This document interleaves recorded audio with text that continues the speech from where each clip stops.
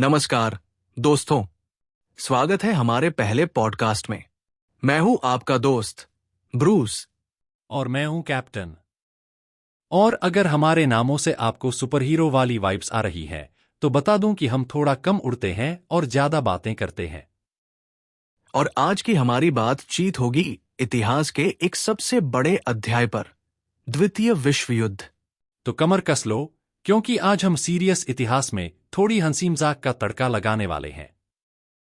तो ब्रूस, ये बताओ, द्वितीय विश्व युद्ध आखिर शुरू कैसे हुआ?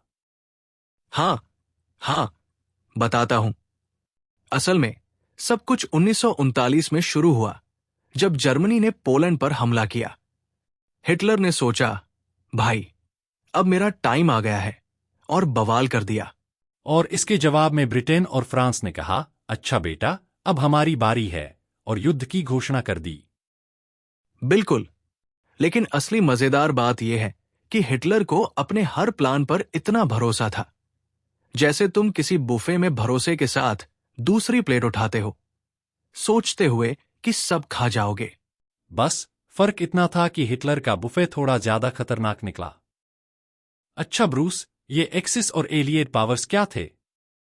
देखो captain, axis powers Germany, Italy और जापान का ग्रुप था, और इनके लीडर्स इतने क्रेजी थे कि अगर इन्हें कभी ग्रुप प्रोजेक्ट करना पड़ता तो भी ये पूरी क्लास फेल करा देते। और एलिएड पावर्स में थे अमेरिका, ब्रिटेन और सोवियत संघ जैसे देश। ये कहते थे, हम आ रहे हैं, तुम जाओगे। और एलियट पावर्स ने मिलकर एक्सिस पावर्स को ऐसा सबक सिखाया जैसे टीचर ने लेसन प्लान से भी बेहतर लेक्चर दिया हो। ब्रूस, तुम्हारे हिसाब से इस युद्ध की सबसे बड़ी घटनाएं क्या थीं? ओह, इस पर तो एक पूरी किताब लिखी जा सकती है, लेकिन चलो शॉर्ट वर्जन देते हैं। नॉर्मंडी की डी-डे लैंडिंग, जहां एलियट पावर्स ने धुआंधार एंट्री मारी। प्रशांत महासागर में जापान और अमेरिका के बीच लड़ाई, जो बिल्कुल WWE मैच जैसी थी, बस थोड़ा ज्यादा खतरनाक। हिरोशिमा और नागासाकी पर परमाणु बम गिरना, जो न केवल युद्ध का अंत था बल्कि पूरी मानवता के लिए सबक भी।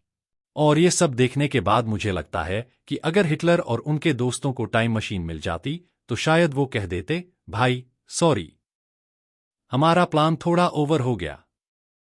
चलो अब थोड़ी गंभीर बात करते हैं। होलोकॉस्ट के बारे में क्या कहना चाहोगे कैप्टन? होलोकॉस्ट इतिहास का सबसे काला अध्याय था। लाखों यहूदियों और अल्पसंख्यकों की नृशंस हत्या।